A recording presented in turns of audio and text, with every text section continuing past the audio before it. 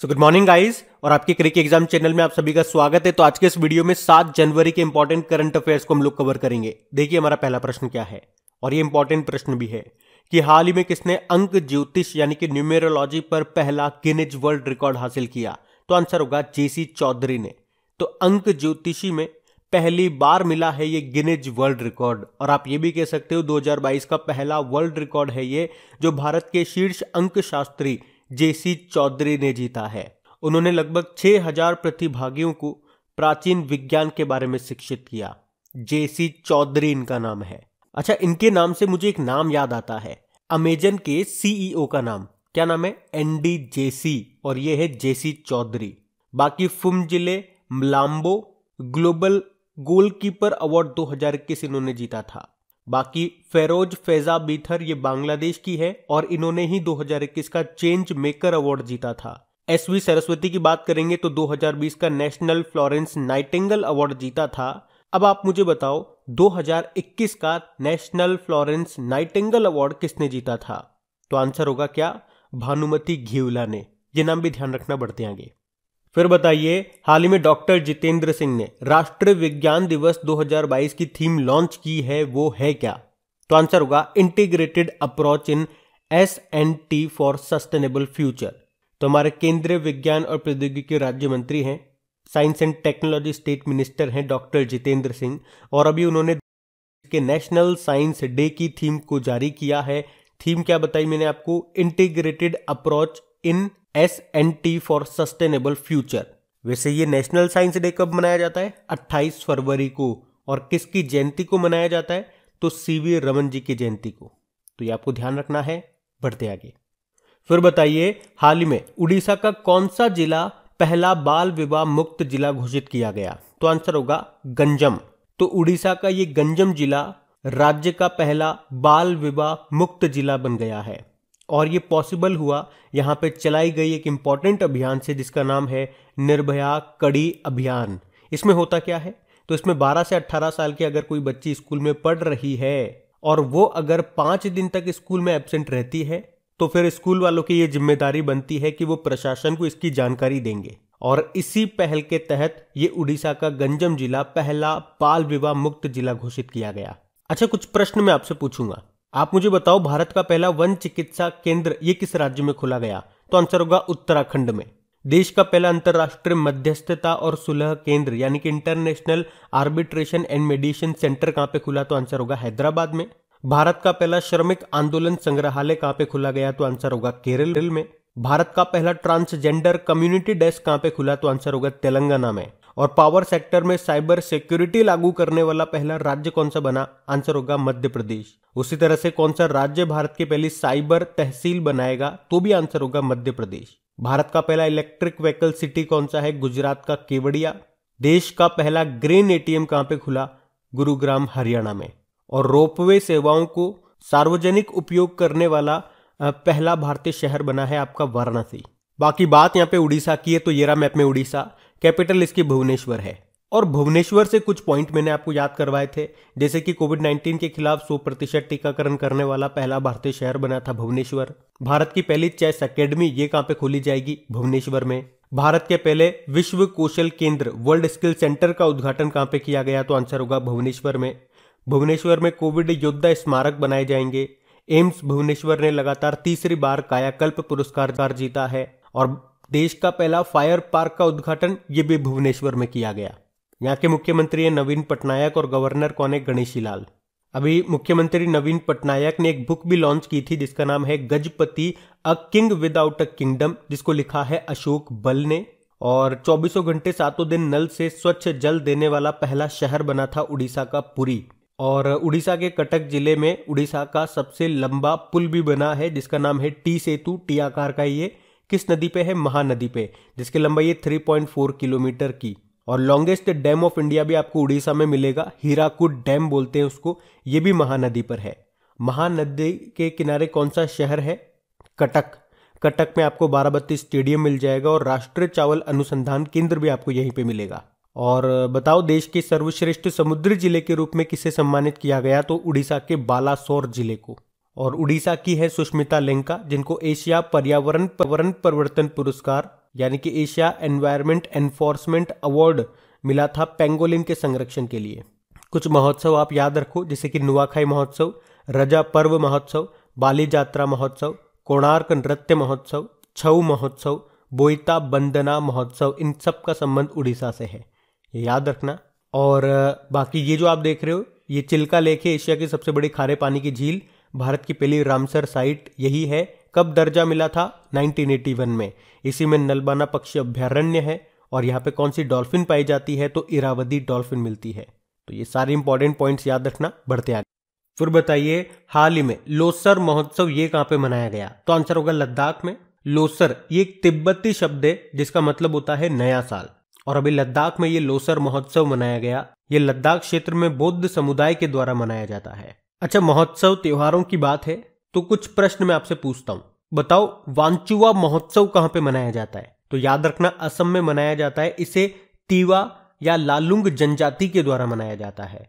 और असम में आपको कामाख्या देवी का मंदिर भी मिलेगा जहां पे अंबुबाची का मेला लगता है। और मेले की बात है तो खीर भवानी मेला पूछे या बंगस आवाम मेला पूछे, ये लगता है जम्मू कश्मीर में। उसी तरह से मणिपुर में याद रखना लाई हराओबा त्योहार और संगाई उत्सव, ये मणिपुर का फेमस उत्सव है। चापचार कुट महोत्सव मनाया जाता है मिजोरम में। और गुड़ी पड़वा नववर्ष का आरंभ कहते हैं इसको, और ये आयोजित किया जाता है महाराष्ट्र में। बोनालू त्योहार कहाँ पे मनाया जाता है? तेलंगाना में।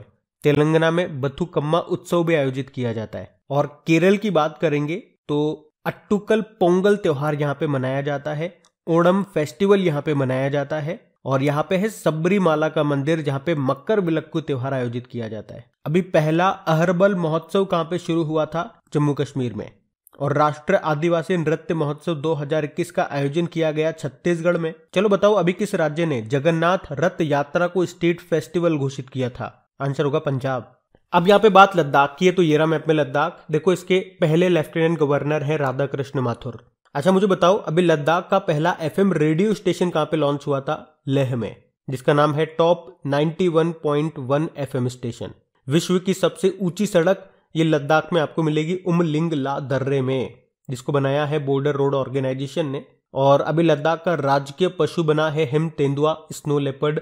राजकीय पक्षी बना है काले गर्दन वाली क्रेन।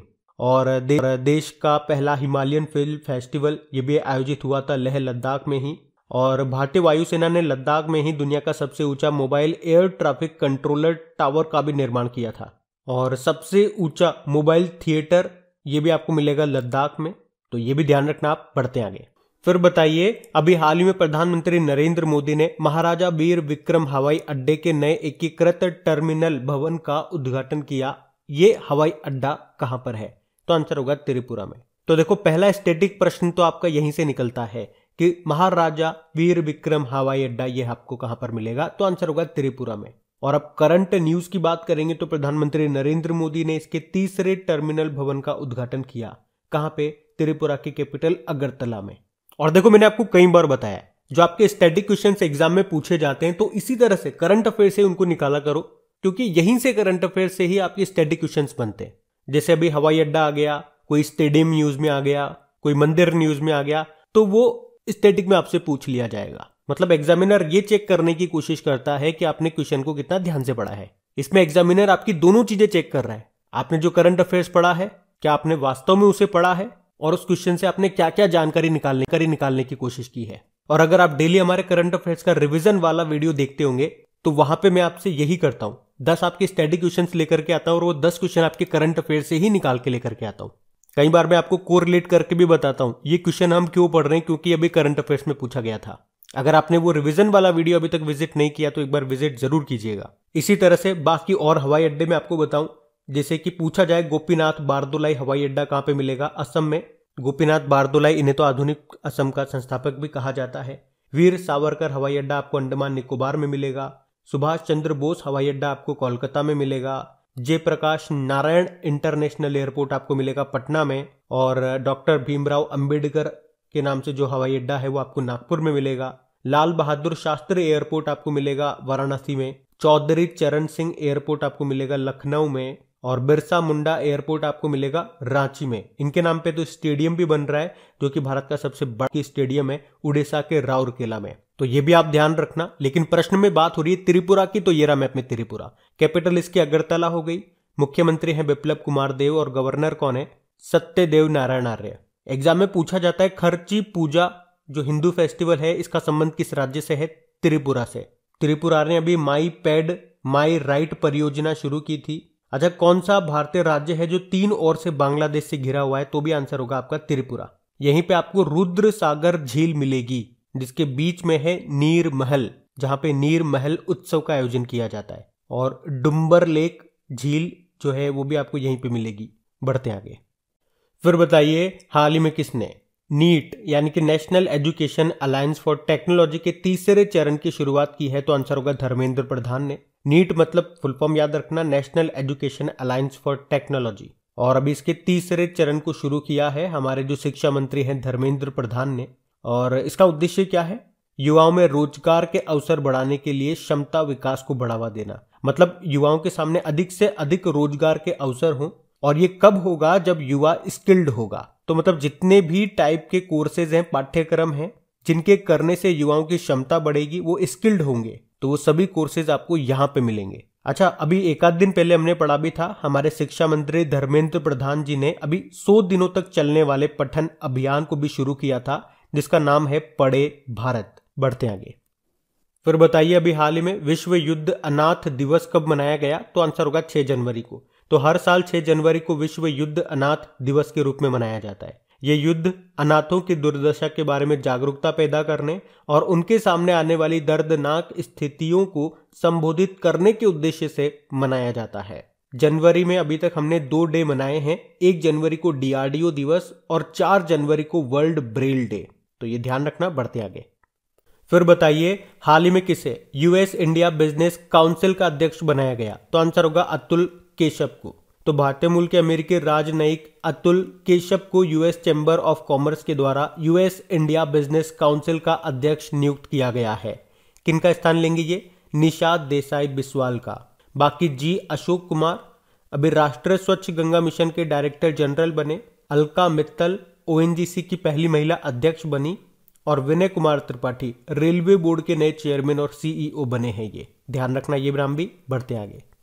फिर बताइए हाल ही में 1971 युद्ध में शामिल नौसेना के किस तत्कालीन वाइस एडमिरल का 100 वर्ष की उम्र में निधन हो गया? तो आंसर होगा एसएच शर्मा। तो भारतीय नौसेना के 1971 के भारत पाकिस्तान युद्ध के वयोवृद्ध वाइस एडमिरल एसएच शर्मा का भी 100 साल की उम्र में निधन हो गया। वे 1971 के युद्ध के दौरान पूर्वी बेड़े के फ्लैग कमांडिंग ऑफिसर थे। आपको बताएं 1971 में जो युद्ध हुआ था उसमें हमने पाकिस्तान को हरा दिया था जिससे बांग्लादेश का निर्माण हुआ था। और अभी निधन में 2-3 नाम मैंने आपको और बताए थे, वो भी याद रखना। जैसे कि दुनिया की सबसे उम्रदराज महिला का निधन हो गया, उनका नाम था फ्रांसेस्का सुसानो। ये आखिरी जीवित महिला थी जिनका जन्म 19वीं शताब्दी में हुआ था। फिलीपींस से थी ये और उन्हें प्यार से लोला भी कहते थे। दुनिया की सबसे उम्रदराज टेस्ट क्रिकेटर का भी निधन हो गया, उनका नाम था इलीन एश। और भारत की पहली महिला मनोचिकित्सक का भी निधन हो गया, उनका नाम था शारदा मेनन। और इसी प्रकार याद रखना भारत की पहली महिला कार्डियोलॉजिस्ट थी एस पद्मावती, जिनका निधन हो गया। भारत की पहली महिला कमेंट्रेटर थी चंद्रा नायडू, उनका भी निधन हो गया।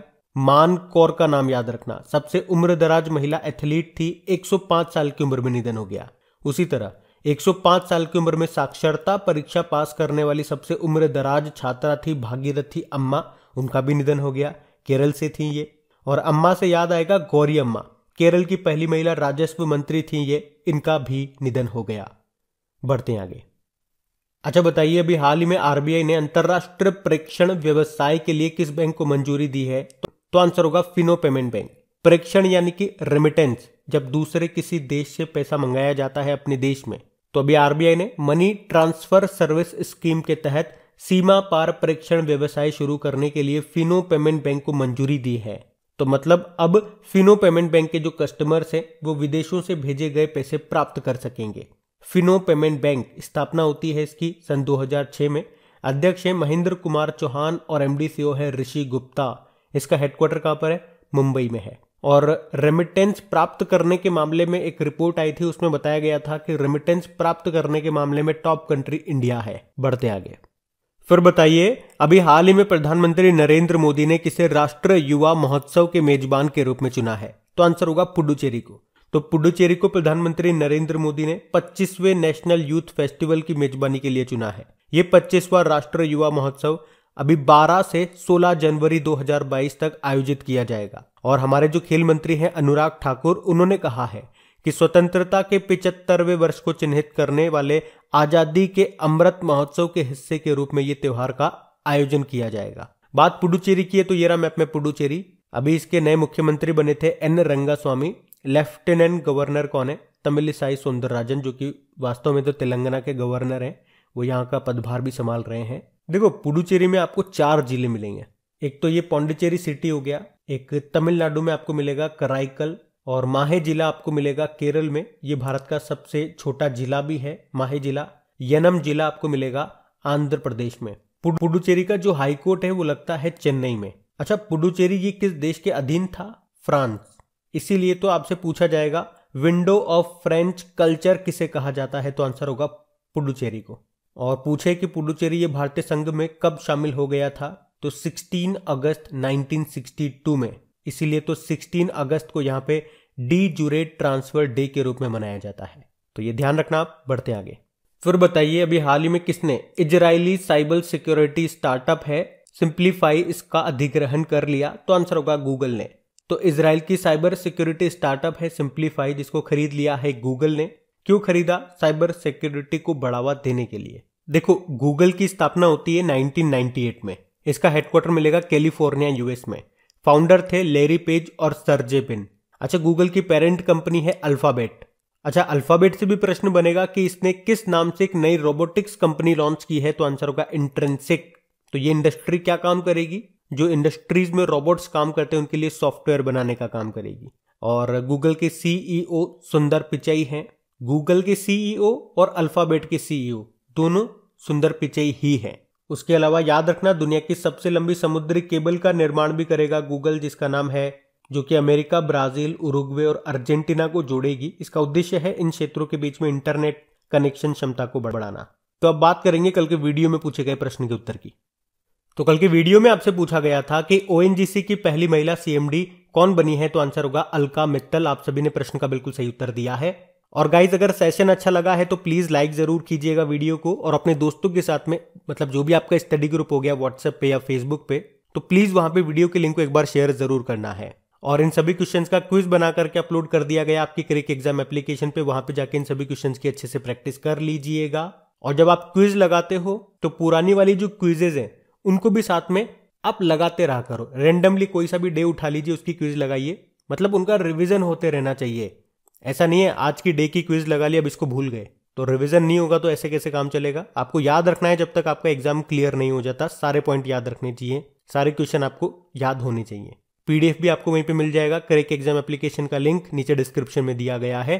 तो ये रहा आज का आपका होमवर्क प्रश्न।